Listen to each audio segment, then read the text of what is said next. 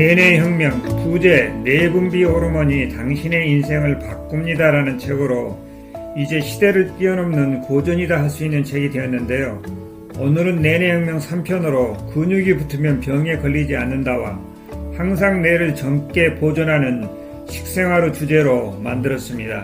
저자인 하루야마 시게오는 한의학 가문으로 태어나 어려서부터 친구 지압술 등을 수업하고 8살 때 침술사 자격 등을 획득하고 동경대 의학부를 졸업하고 종합병원을 개업하였습니다. 서양의학과 동양의학의 접점에서 치료하고 그의 건강지도법 등은 높게 평가를 받고 있습니다. 지난 1, 2편의 결론으로 설명해 드리면 우리가 스트레스를 받더라도 긍정적으로 생각해서 이것은 하나의 시련이다, 좋은 경험이다라고 받아들이면 정신적 스트레스를 해소시켜주는 베타 엔돌핀과 신체적 스트레스를 해소시켜주는 부신피질이 분비되지만 부정적으로 사고하는 경우에는 신기하게도 베타 엔돌핀이나 부신피질이 전혀 다른 물질로 변하게 됩니다. 노르아드레날린과 아드레날린이 바로 그것인데 이 물질 자체도 독성 물질이지만 이 물질로 인해 더욱 강한 독성 물질인 활성산소가 발생하게 됩니다. 어떤 자극에 대해 마이너스 발상을 하는 것이 얼마나 건강에 해가 되는지 충분히 이해했으리라고 믿습니다. 스트레스라는 자극을 받아들인 방식에 따라 뇌의 생성물질이 상이하게 달라진다는 사실을 꼭 명심해 두기 바랍니다. 내추럴 킬러 NK세포에는 암세포를 죽이는 효능이 있습니다.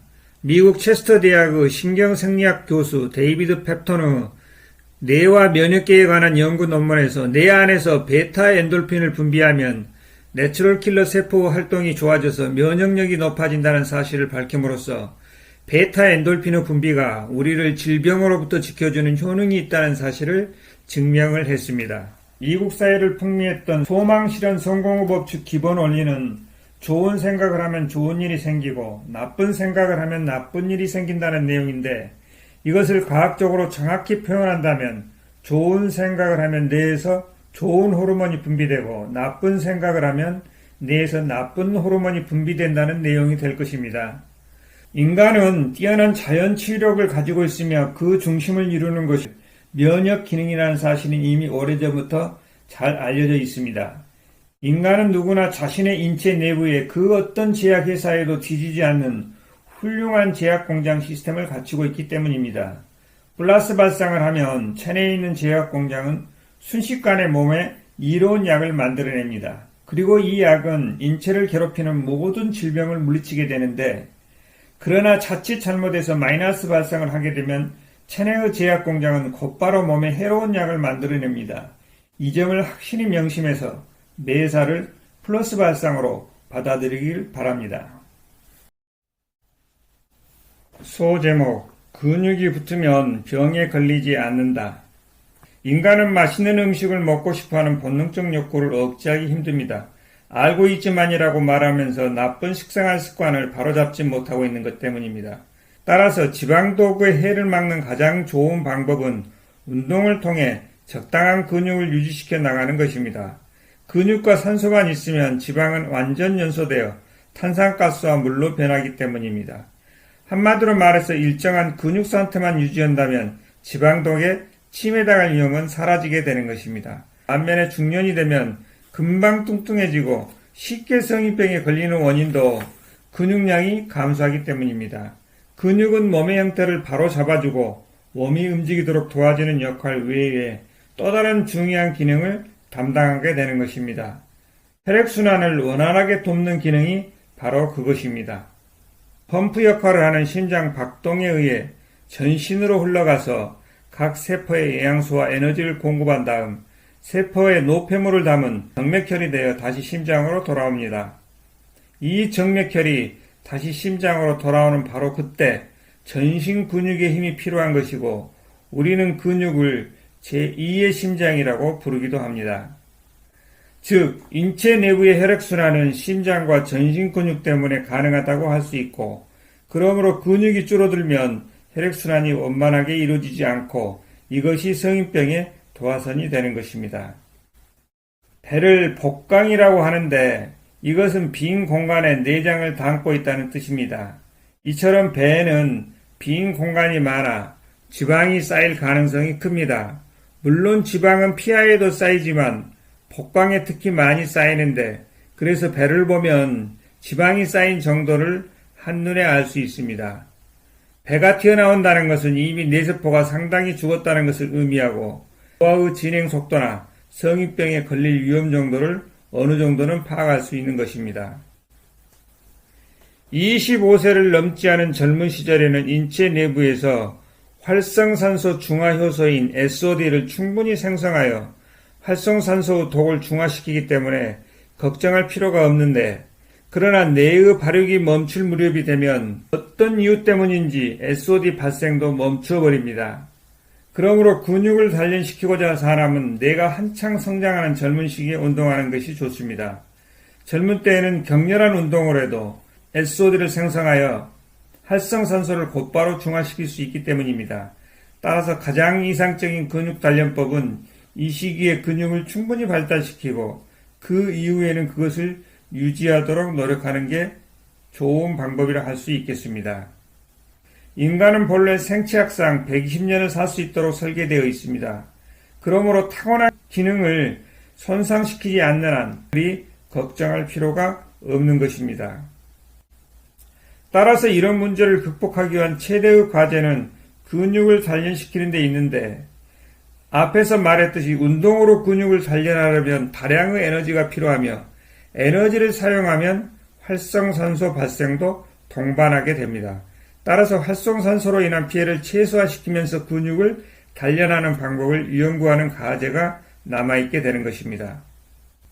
먼저 활성산소가 발생되는 과정에 관해 상세히 알아둘 필요가 있는데, 여기서 한 가지 짚고 넘어가야 할 사실은 혈액이 재관유할 때 활성산소가 가장 많이 발생한다는 것입니다. 재관유란 일단 혈액이 흐름이 멈췄다가 다시 정상적으로 흐르는 것을 말하는데, 모세혈관의 굵기는 혈구 한 개가 겨우 통과할 수 있는 정도인데, 노르아드레날린이 분비되어 갑자기 모세혈관이 수축되었다고 하면은 혈액의 흐름이 순간적으로 멈추게 되고 심장이 펌프 역할을 하여 계속 일정한 압력으로 혈액을 내보내고 있기 때문에 혈액은 곧바로 다시 흐르기 시작하게 됩니다. 바로 이때 활성산소가 발생하게 되는 것입니다. 이때 발생한 활성산소는 우선 세포를 공격하여 유전자의 상처를 입히고 상처를 입은 부분에서 암이 발생하는 경우도 있으며, 설사 유전자가 상처를 입지 않았다 하더라도 혈관 내피에 상처가 생겨 염증이 생길 수가 있습니다. 어떤 경우든 혈액이 봄나 시냇물처럼 원활하게 흐르지 않으면 만병의 근원이 됩니다. 화를 잘 내는 사람이 빨리 죽고 온화한 성격의 소유자가 오래 사는 이유는 이처럼 사고방식에 의해 다르게 생성되는 물질로 인하여 혈관 수축의 정도가 달라지기 때문입니다. 요즘 남녀를 불문하고 살을 빼겠다고 생각하는 사람들이 굉장히 많은데, 성인병 원인 중에 하나가 비만이라는 사실을 감안할 때 정말 바람직한 경향이라고 할 수 있겠습니다. 그러나 실제로 격렬한 운동을 해도 지방은 거의 빠지지 않습니다. 지방은 오히려 부드러운 운동을 할 때 많이 빠집니다. 어째서 격렬한 운동으로 지방을 연소시킬 수 없는가? 그 이유는 간단합니다. 지방을 연소시키려면 많은 양의 산소가 필요한데, 격렬한 운동은 대량의 산소를 소모하므로 정작 지방 연소에 필요한 산소가 부족하게 되는 것입니다. 고른 호흡을 하면서 부드러운 운동을 장시간 계속하면 산소가 충분히 공급되어 지방을 점차 연소시키고, 지방을 없애는 운동으로 가장 좋은 것은 걷는 워킹입니다. 매일 1시간 정도 워킹을 하면 많은 효과를 얻을 수 있습니다. 성인병의 원인의 대부분은 혈관의 노화와 혈관 막힘이라고 할 수 있는데, 단적으로 말해서 혈관이 약화되어 경색 증세가 일어나면 심장병과 뇌졸중, 협심증, 암, 통풍, 고지혈증 등 갖가지 장애가 생기게 되는데, 혈액만 원활하게 흐른다면 성인병은 쉽게 생기지 않습니다. 근육을 강화시키고 지방을 없애기 위한 노력을 하는 것이나 명상을 해서 뇌파를 조정하는 이유도 궁극적으로 피의 흐름을 원활하게 만들기 위한 조치의 일환입니다.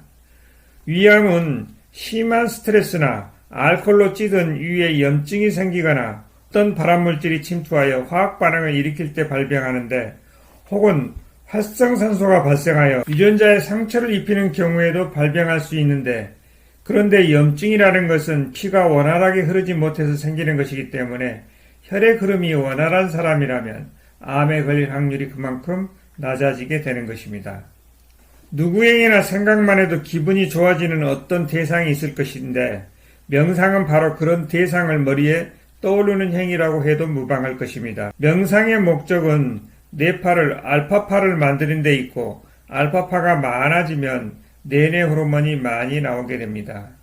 인간의 육체는 대개 25세 전후로 발육을 멈추고 점차 노화 단계로 들어가게 되는데, 노화의 진행을 그대로 방치하면 뇌세포는 하루에 10만 개꼴로 죽어가고 근육도 쇠퇴되기 시작합니다. 그렇다면 일상을 하면서 뇌세포를 지키고 근육을 튼튼하게 유지하는 방법은 없을까? 다행스럽게도 누구나 할 수 있는 간단한 방법이 있습니다. 하루에 최소한 5,000보를 걷는 것입니다. 걷는 운동은 뇌내 모르핀을 분비하는데 아주 효과적입니다. 원래는 13,000보를 기준으로 잡고 있지만 최소한 5,000보를 걸어야 됩니다. 이것을 꾸준히 실천하면 위에서 말한 목적은 거의 실현할 수 있습니다. 비가 와도 우산을 쓰고 걸어야 됩니다. 매일 5,000보 이상 걷는 운동을 지속해야 됩니다. 산책 코스를 여러 개 만들어 놓고 그때그때 기분에 따라 선택하고 실증나지 않게 걷는 운동을 지속할 수 있는 좋은 방법일 수 있습니다. 걷는 동안에는 명상을 하는 것이 중요합니다. 편하게 눕거나 자선으로 몸을 이완시켜야 명상이 가능한 것은 아닙니다. 그렇다면 걸으면서 어떤 생각을 할 수 있을까? 나는 꿈이나 버킷리스트, 희망, 그리고 장래 계획 안에 생각을 합니다. 이런 상태로 빠져든다는 것은 우뇌가 그만큼 바쁘게 활동한다는 것을 의미하게 됩니다. 알파파는 우뇌에서 나오므로 우뇌를 활동시키려면 자뇌를 진정시킬 필요가 있습니다. 그런데 자뇌를 진정시키는데 가장 효과적인 방법이 바로 운동입니다. 자뇌가 잠잠해지면 우뇌에서 지혜가 솟아오릅니다. 창조적인 생각이나 기발한 아이디어는 몸을 움직이면서 명상할 때 불쑥 튀어나오게 되는 것입니다. 철학자 칸트는 매일 빼놓지 않고 산책을 했다고 합니다. 어쩌면 칸트의 유리한 철학 사상은 산책을 통해서 명상의 결과물일지 모르겠습니다. 책상 앞에 앉아서 이론적으로 생각하려고 애쓰지 말고 몸을 천천히 주기적으로 움직여 자뇌를 진정시키면서 모든 기억이 담겨있는 무의식의 메시지에 귀를 기울여야 합니다. 그러다 보면 자신이 경험한 일체의 기억은 물론 DNA에 새겨진 선조의 지혜까지 뒤섞여 있는 무의식의 세계로 들어가게 되며 거기에서 굉장한 착상을 떠올릴 수 있을 겁니다. 이런 경지에 들었을 때 뇌파는 알파 상태가 되며 뇌내 모르핀이 충분히 분비된다는 사실을 현대의학은 증명해 보이고 있습니다.